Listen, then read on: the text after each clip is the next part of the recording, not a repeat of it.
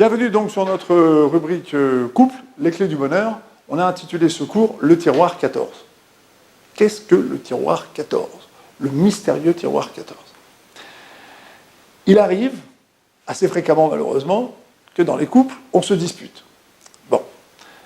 Quelle est la marque de fabrique d'une dispute? C'est qu'en règle générale, au lieu de se focaliser sur le problème qu'on a à résoudre, en général, on utilise ce que j'appellerais des armes périphériques. C'est-à-dire qu'on va utiliser toutes sortes d'arguments qui n'ont pas réellement de lien avec le problème sur lequel on se dispute, mais qui permettent simplement de prendre le dessus. C'est d'ailleurs la grande différence entre une dispute et une discussion. Dans une discussion, on cherche à traiter le problème, tandis que dans une dispute, en général, on cherche à prendre le dessus. Alors comment on va prendre le dessus? Eh bien, on va utiliser le tiroir 14. Yad, la main en hébreu, valeur numérique 14. On va actionner la main, on va la baisser, et on va tirer le tiroir Yad, le tiroir de la main, le tiroir 14. Qu'est-ce qu'il y a dans ce tiroir? L'arme atomique, l'arme fatale, les dossiers qu'on a enfouis. Tu te rappelles, à Monaco en 1975, tu te rappelles, à Tel Aviv en 1982, tu te rappelles à Casablanca en 1932, tu te rappelles, il y a 20 siècles, ce que tu m'as fait dans les précédents Gilgoulim, tu te rappelles? Qu'est-ce qu'on fait? On sort des dossiers enfouis, on ouvre, et là, on attaque. On cherche à prouver à l'autre qu'il est mauvais.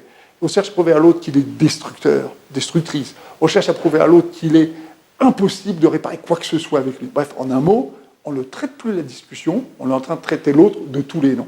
Et on utilise des dossiers enfouis. Morai, Verabotai, Aouvai, Veyakirai, mes très chers amis, dans toute discussion, il peut y avoir un élément de conflit. Dans tout conflit, il y a aussi un élément qui nous amène à discuter. Il faut savoir ce qu'on veut. On doit choisir son camp. On veut discuter ou on veut se disputer? Alors si on veut se disputer, on utilise le tiroir 14. Si on veut discuter, on se concentre, on se focalise sur le problème. Le tiroir 14, c'est à la fois l'arme fatale qui tue la discussion, mais c'est quelque chose qui peut aussi faire très très mal à celui qui en est victime. Pourquoi?